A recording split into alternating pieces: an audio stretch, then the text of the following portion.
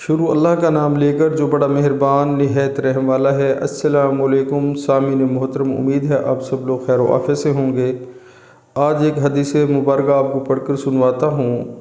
رسول اللہ صلی اللہ علیہ وآلہ وسلم نے ارشاد فرمایا، جب اللہ تعالیٰ مخلوق کو پیدا کر چکا تو اپنی کتاب لوح محفوظ میں جو اس کے پاس عرش پر موجود ہے، اس نے لکھا، میری رحمت میرے غصہ پر غالب ہے۔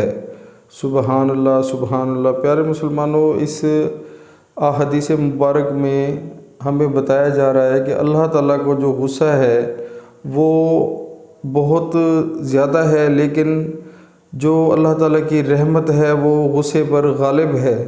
تو سبحان اللہ، پیارے مسلمانوں، اللہ تعالیٰ بہت غفور و رحیم ہے۔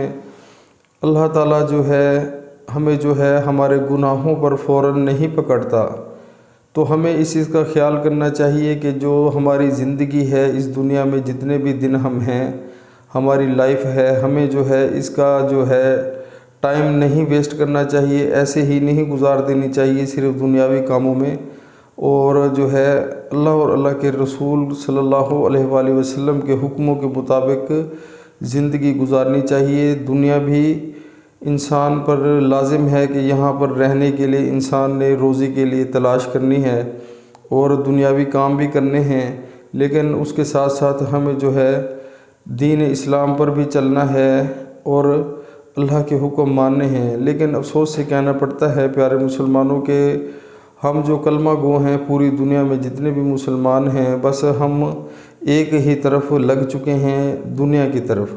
تو یہ تو عارضی ہے، سب فانی ہو جانا ہے، تو خدا را اس چیز کا خیال کریں، دنیا کے ساتھ ساتھ آخرت کے بارے میں بھی سوچیں۔ آج ہمارے پاس موقع ہے، اللہ تعالیٰ نے ہمیں صحت دی ہے، تندرستی دی ہے، تو ہمیں چاہیے کہ ہم اس چیز کا فائدہ اٹھائیں اور اپنی جوانی میں عبادت کر لیں۔ تو جب ہم بزرگ ہو جائیں گے، لاٹھی کے آسرے پر چلیں گے، تو اس کے بعد ہمیں سجدہ کرنا بھی نصیب نہیں ہوگا، تو اس وقت دل میں بہت پچھتاوا ہوگا، اور اسی طرح جب ہماری روح قبض ہو جائے گی تب ہمیں اس سے بھی زیادہ پچھتاوا ہوگا۔ پیارے مسلمانوں، چند دن کی زندگی ہے، دنیا عارضی ہے، زندگی وہ بھی عارضی ہے، ہر چیز ختم ہو جانی ہے، صرف ہمارے نیک اعمال ہمارے ساتھ جائیں گے۔ آج ہی سے سچی نیت کریں۔